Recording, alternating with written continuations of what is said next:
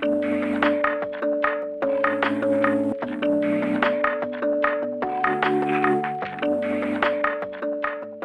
guys, my name is Jessica Flake. I am the Spiritual Formation and Groups Director here at St. Mark's. We are here with Pete Stearns. He's going to be our pastor this week. And we are... Hopefully for a few weeks. Well, actually. that's what I was going to say. So we're starting this new thing with our groups just to be able to kind of sum up what our sermon's going to look like for the upcoming week. But this is a brand new year, so we want to learn about a little bit of what you've been doing for the That's last right. Well, it's been a blessing to have taken a couple weeks post-Christmas to be able to reset with the family. We, of course, on Christmas morning opened up presents, and it was chaos and the frenzy you would expect with 3 little boys. But then we decided to brave the Great Wolf Lodge as a family. And let me tell you, it was something.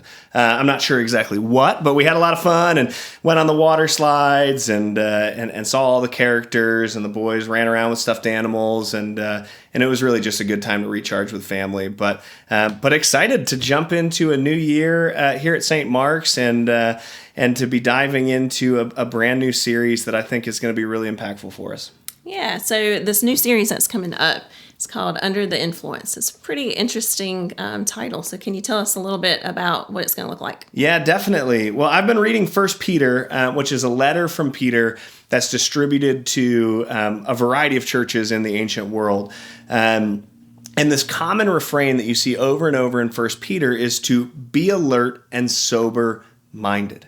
And what Peter is doing is he's inviting this community of believers that are engaging in a world that looks very different from the kingdom of God to stay focused on the hope and the presence of God in their salvation and the grace and mercy that comes from Jesus Christ on the cross, not to find themselves under the influence of all of these different cultural pursuits. And the reality is, as I sit with this, is that we are very much in the same space, is that we find ourselves constantly being drawn into the desires and the temporary desires of this world, the pursuits of this world, or find ourselves distracted by the brokenness and the pain of this world. And so as we dive into this series, it's really an invitation for us to look at our own lives and say, where am I falling under the influence of the world around me? And we fall under the influence of the world around us in 2 primary ways, in drunkenness and in idolatry. Yeah. So I know for me, I tend to escape. I just won't, I go home, I start feeling like there's this void, and I know it's a void of God. Right. But I tend to go to God last. I'm a planner. I like to control things. So I tend to start planning whatever it is that's coming up, whether it's a vacation or a new home renovation. And instead of seeking God, that I know that there's something going on in my soul. Right. And there's something that's missing in my soul, I tend to go into the world. Yeah. And I don't know why I do that. I don't know if there's something that is just broken. I know I'm a broken person. And so I feel like this is going to be such a great message for that. Yeah, I think so. Because I think, we all have these like deep longings within us, longings for identity, longings to belong, to be loved, longing to have purpose and meaning in our lives. And it causes us to respond in these 2 different ways, in idolatry and drunkenness. And I think that we have done ourselves a disservice in the church because we have stigmatized these 2 things and we've made them taboo. And in doing so, we've been able to separate ourselves from them, right? So we when we think about drunkenness, we think about alcohol and substances. When we think about idolatry, we think about the Hebrew people melting down jewelry and making these little statues out of gold. And when we do that, it's easy to say, well, that's not me. Right, so I don't need to think about this, but the reality is Scripture is talking about something so much more holistic than that, right? When we talk about drunkenness, it's not necessarily just talking about substances; it's talking about all of the different things that we use as escapes of our own brokenness. When we talk about idolatry, we're not talking about just statues that are made of gold. We're talking about all of the different pursuits in our life that we've been prioritizing. And all of that comes from one place. And I love, can you open to 1 Peter 1, 13 through 16? Because that's going to sum up kind of the whole emphasis of this week and speak to that brokenness we're trying to respond to in those things. Yeah, so 1 Peter 13 through 16 is be holy. Therefore, with minds that are alert and fully sober, set your hope on the grace to be brought to you when Jesus Christ is revealed at his coming. As obedient children, do not conform to the evil desires you had when you lived in ignorance. But just as he who called you is holy, so be holy in all you do. For it is written, be holy, because I am holy. Yeah. I love it because it's this invitation to recognize, why do we have this longing to be known, to be loved, to have purpose and identity and belonging? Why do we constantly feel empty? Because we have this hole of holiness. And that hole of holiness can be filled with one thing and one thing alone. It can be filled with the mercy and grace of Jesus Christ on the cross that restores us in relationship with our Creator.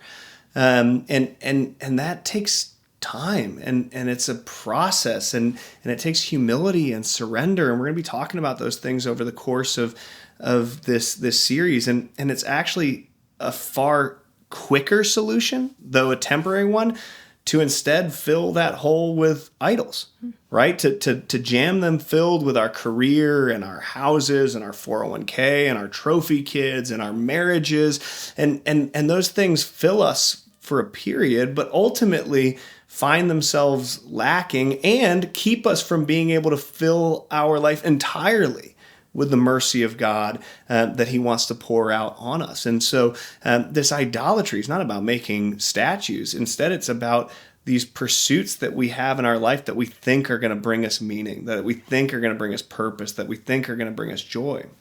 And then on the other end of the spectrum, this drunkenness is about recognizing that those things don't fill that hole and feeling the pain that comes from it and assuming the solution is to escape the pain and to numb the pain. And so when we enter into that drunkenness, it's this binge watching of a Netflix show, right? It just gives me a chance to escape, to turn off. It's a constant scroll on our social media, right? We're just flipping through and looking at every story posted because it gives me an escape from the reality that I'm facing. It's when we become a workaholic because that feels stable to us because maybe something's going on at home that's painful and hard.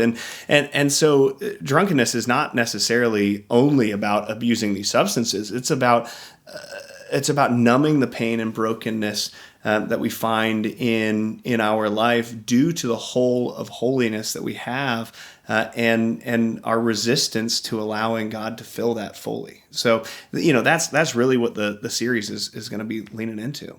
That's awesome. I can't wait to see the full sermon on Sunday and just get to see where God is going to lead us through this sermon series. Yeah, and I'm gonna say one more thing here. Yeah. So another interesting piece is what Peter says about idolatry and drunkenness, and he ties it to gold and to precious metals, right? And he says the danger of these two things is what they keep us from. So on idolatry, he says, because your holiness is not purchased with precious metals, but instead purchased with the